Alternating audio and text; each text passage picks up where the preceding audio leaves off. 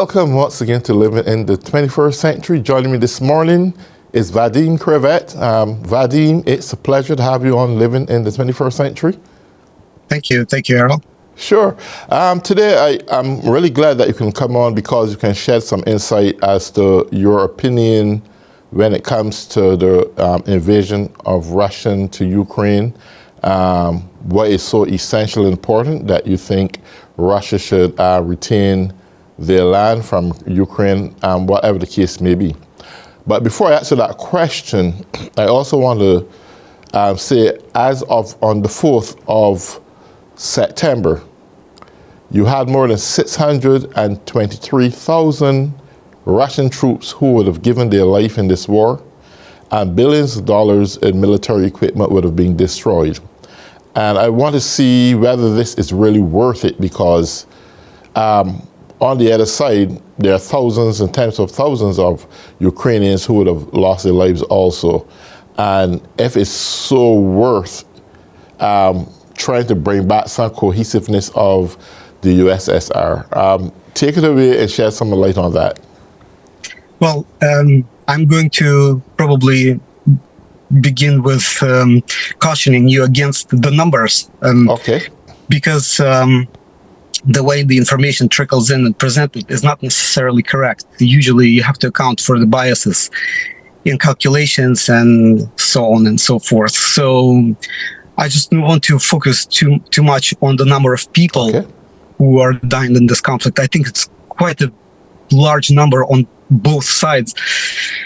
And the proportions are probably irrelevant since we are speaking of human lives. Right. Just the fact that they're being lost warrants and legitimizes your question as to worthiness of the conflict. And it's a complicated question. I would probably start with whether it was inevitable or not, because I think the inevitability sort of dictates here. It's not so much dictates, but inevitability of it sort of leads us to whether it's worthwhile for either of the sides, And I think that if we start there, I believe that the situation just escalated to a point where it was inevitable for the sides to probably collide. From the Ukrainian standpoint, I think that Ukraine wanted to regain its territory, which was separationist Donbass, as they perceived it. I perceived it as a separationists who needed to be brought back into the realm of what the Ukrainians perceived as the Ukraine. Whereas on the Russian side, they felt that the people of Donbass, who were mostly Russian ethnically, deserved protection from the Russian side. And multiple attempts have been made in order to peacefully resolve the situation, but for some reason that resolution never came. Of course, I could go into the details, but in order to unpack this whole conflict will require quite a bit of time on our side in order to do so. But both sides saw that their interests haven't been met. In the case of Ukraine, it's the integrity of its territory. On the side of the Russian, it's the protection of their people, and potentially a threat from that was emanating from the Ukrainian territory toward the Russian side. So I think that since the resolution didn't come,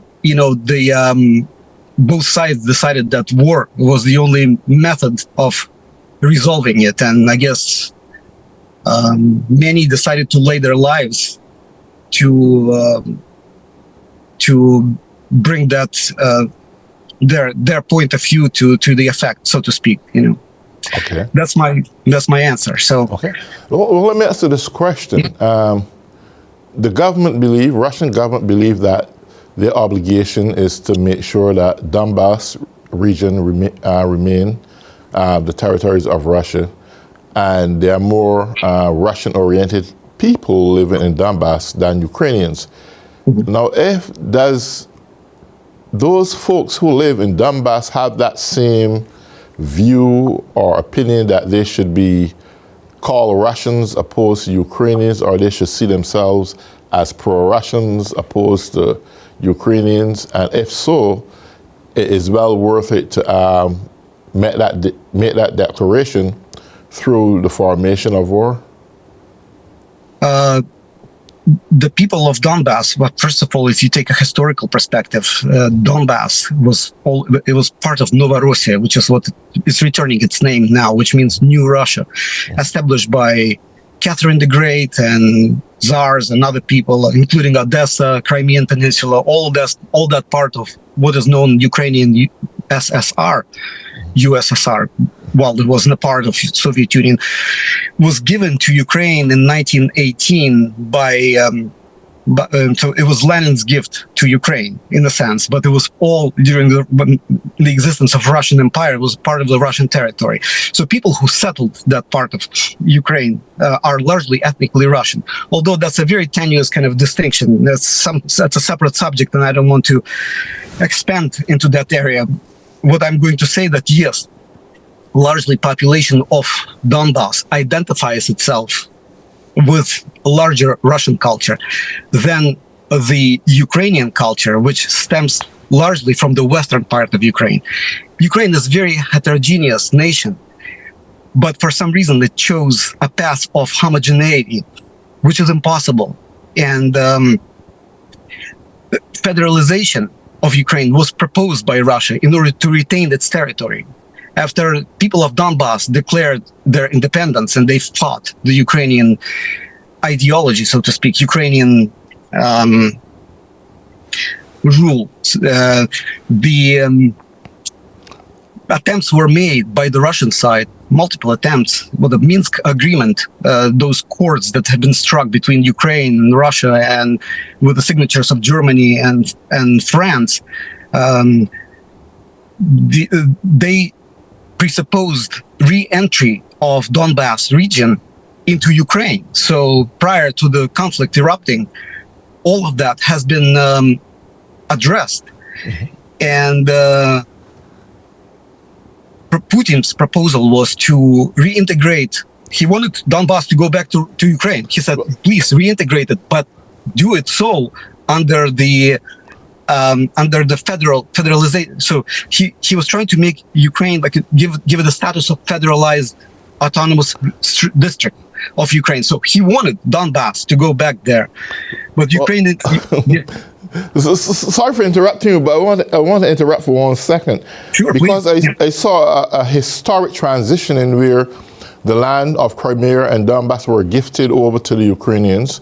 Yes, those who were living and settled on those pieces of land felt more, their allegiance were more to Russia than Ukraine. But nevertheless, the land were gifted over. There was a new philosophical view on how this land would have been seen by the Ukrainians now. This is Putin's idea that he wants to reintegrate these regions together. And this is now, we all can have philosophical views on being a part of other territory, but considering the fact that, you can still feel Russian if you want to, but considering the fact that we're no longer Russian, and I'll give you a classic example. Where it came from is Barbados. It was a British colony owned by Great Britain, and we gained independence, and we had severed ties from Great Britain.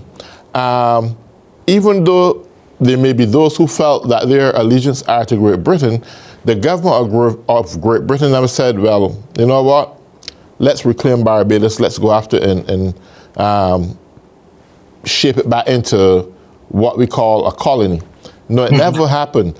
I think, and this is my opinion, I think it would have been probably better off to have some formation of awareness that those who were in the Ukrainian territories still celebrate the fact that they got Russian ties, and whether they have a holiday or some day to commemorate that, know where they came from. I think that would have been a great idea.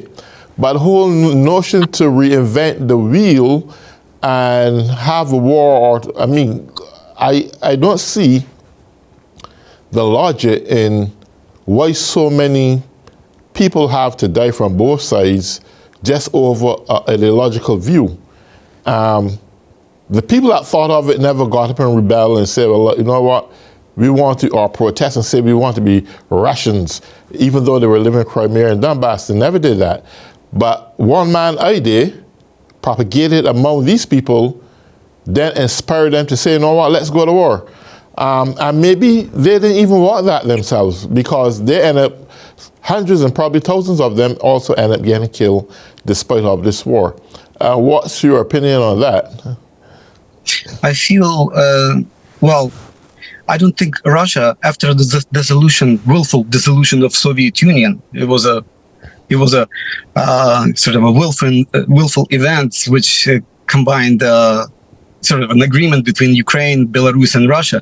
After the dissolution of the Soviet Union, Russia had never had any claims on the territory of the newly formed Ukraine. It never bothered. It has its own territories, vast territories that it has still to develop. So there's so much to do. So there was no need for Russia to acquire new territories. It doesn't need them. But after the coup of 2014 in Ukraine, when the legitimately elected president Yanukovych was deposed, the balance of ideology of Ukraine has shifted. And normally, as always, when coups take place, it fractures the society internally. So it fractured Ukraine internally because the East, which is the Donbass region, had a big say in who the president was. It's a very densely populated region. And Yanukovych, being the president of Ukraine, was largely representative of that group of people. So when he was deposed in 2014 coup, that region rebelled and didn't want to associate with what Ukraine posed itself to be. And the modern Ukraine that evolved since the dissolution of the Soviet Union, is Ukraine largely based on the ideology of Galicia region, which is the Western Ukraine, which has nothing to do with the rest of the Ukraine. It's the region that has been under Austro-Hungarian Empire for 200 years. Their mentality, their attitudes, and everything they espouse completely separate from the rest of the Ukrainian population. But that ideology dominated, and what happened, that ideology prevailed during that 2014 coup, which created a reaction on the part of the Donbass people who didn't want anything to do with that. And so from there, since 2014, the coup of the Ukrainian coup and rebellion of Donbass until 2022, when the conflict happened, there were multiple attempts to other people who didn't want anything to escalate to the point of where it is now. But I want to bring myself back to my point of inevitability. But because of the resistance and inability, inflexibility of the Ukrainian government to see situation for what it was, it escalated to where it is now. The Ukrainians assembled large forces at the border of Donbass in 2022, and Russia never begins wars; it always ends them. It lost 27 million people during World War II. It knows what 27 million, the majority was the civilian population. It never wants any wars because of such great losses that it suffered against the Nazi regime.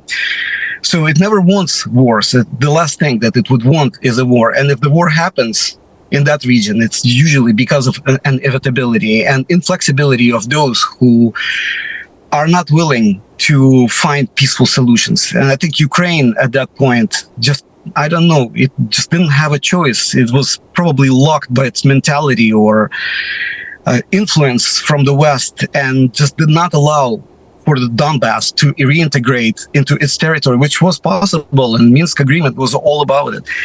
under the autonomous rights, where that it could vote. But they knew. You have to understand, if Ukraine, that Galician, that Western mentality, Ukraine allowed that region to come back into its realm as an autonomous region, it would not be able to sustain that ideology of the Western Ukraine. The field would even out again, and they just couldn't. It needed unified country. Everybody's Ukrainian, even though it's a huge mix of Russians, Ukrainian, everyone. Ukraine is a big hodgepodge of nationalities. It's not just Ukrainians, it's everyone. So because of its inflexibility, it created a situation where inevitability of conflict was finalized. That's my perspective. Okay. I hope I wasn't too convoluted in my explanation. Tell me this. Now, the Western world obviously believe that it is more than just a philosophical, ideological view on territorial balance between Ukraine and Russia. They see it as also a threat between dictatorship and democracy. The notion is that Putin's concept and ideas, politically speaking, doesn't necessarily align with democracy ideas or concepts. And when this war broke out, it was broke out on the foundation that we have to support Ukraine because of democracy, opposed to dictatorship. And that concept is spread throughout the European region and its allies. What is your opinion about that and this view? Okay. I think my opinion is that everything is in definitions. What's defined as democracy, what is defined as dictatorship. I'll give you a few examples. Like, for example, Mr. Zelensky. Who is he right now? Is he a president of Ukraine or a dictator? Because no elections were held. His term has expired, right? And some might claim that under the circumstances of the war, his transition to presidency without election was legitimate. However, there are certain, within democratic institutions, there are certain policies to which one has to adhere. And if he weren't afraid, in my opinion, of the fact that he could be deposed by holding the election, he would have held those elections, and the support for him would be overwhelming. But these elections were never held, and he just is recognized by the West as a president of Ukraine without holding the election. That's just one example. Another example, many claim that Putin has spent so many years in the seat of president of Russia. In many Western countries, legitimacy of his power has been questioned. And, even though people do overwhelmingly support him, Russian people do.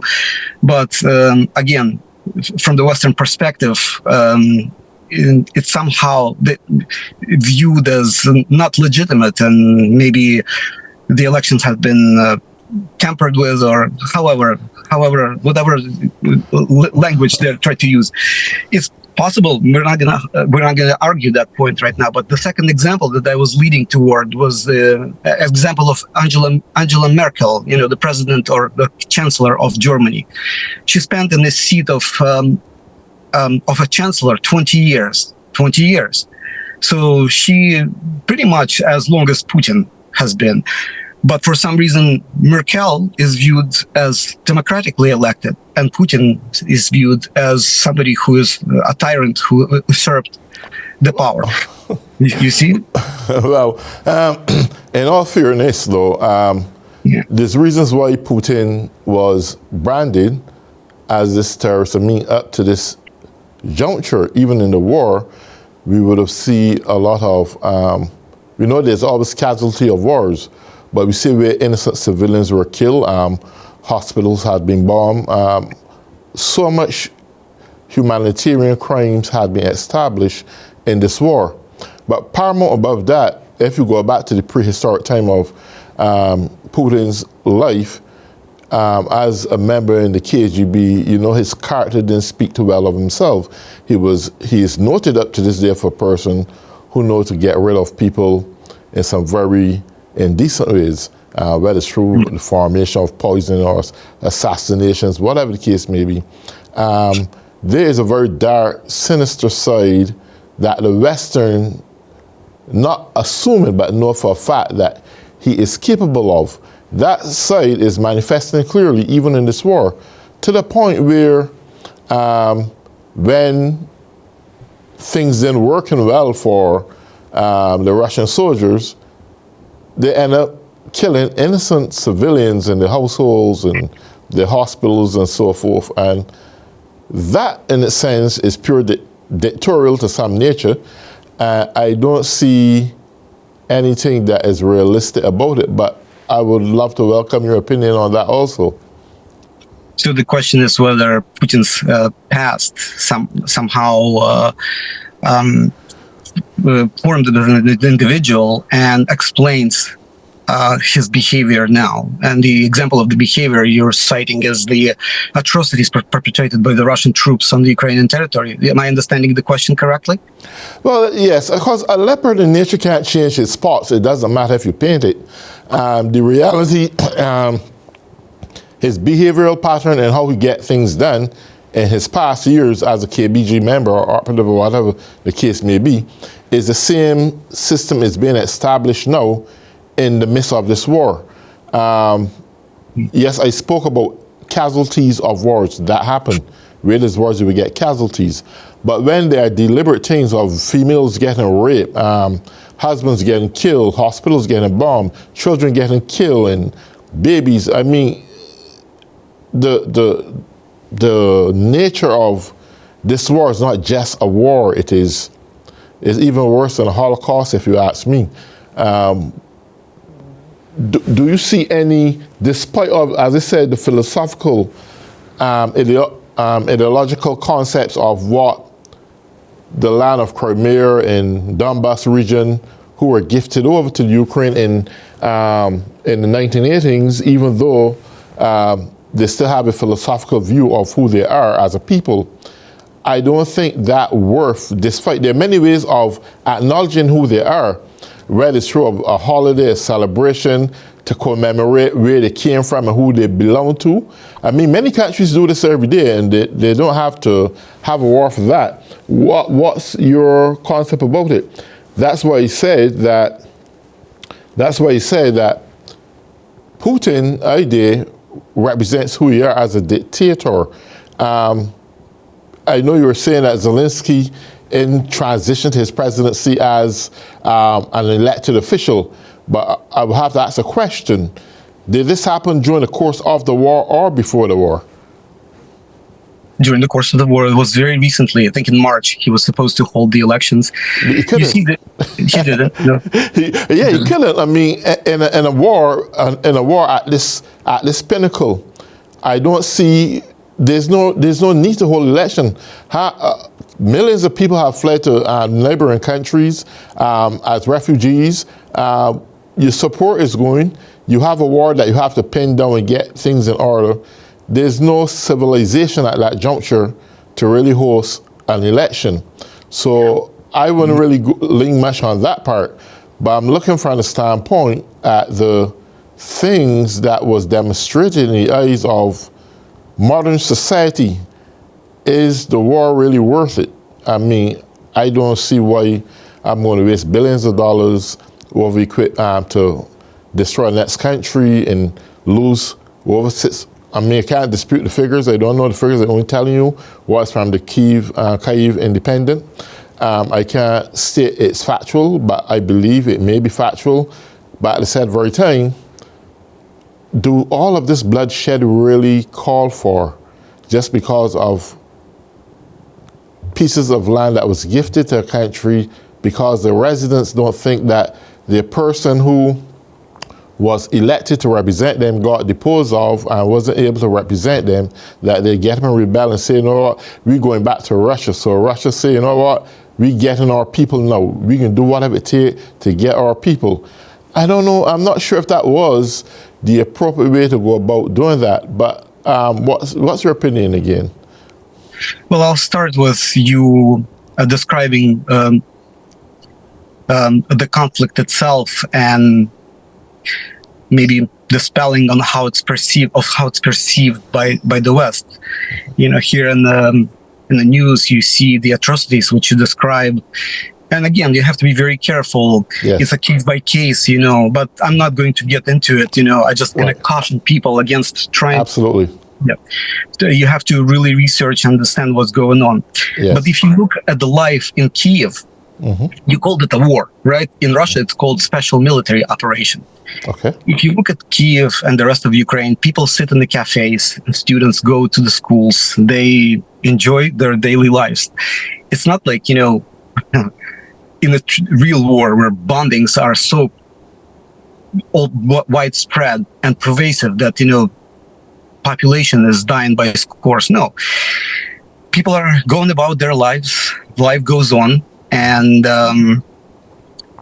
in the conditions such as these, it's hard to call it a war. If you, for example, take an Iraq war, in which United States conducted, they bombed everything, that's how normally the war is conducted. You annihilate through bombing everything, cities, everything, and you put all the you bring to a halt everything, all the infrastructure, everything is destroyed, bridges, everything is demolished.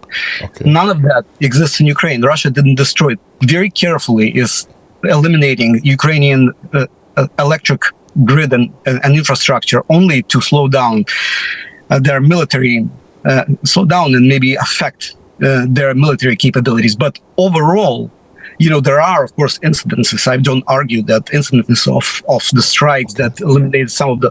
But overall, Russia, this whole conflict does not touch... Yes, population flees, and some of it flees to Russia. Some of the Ukrainians fled to Russia when they were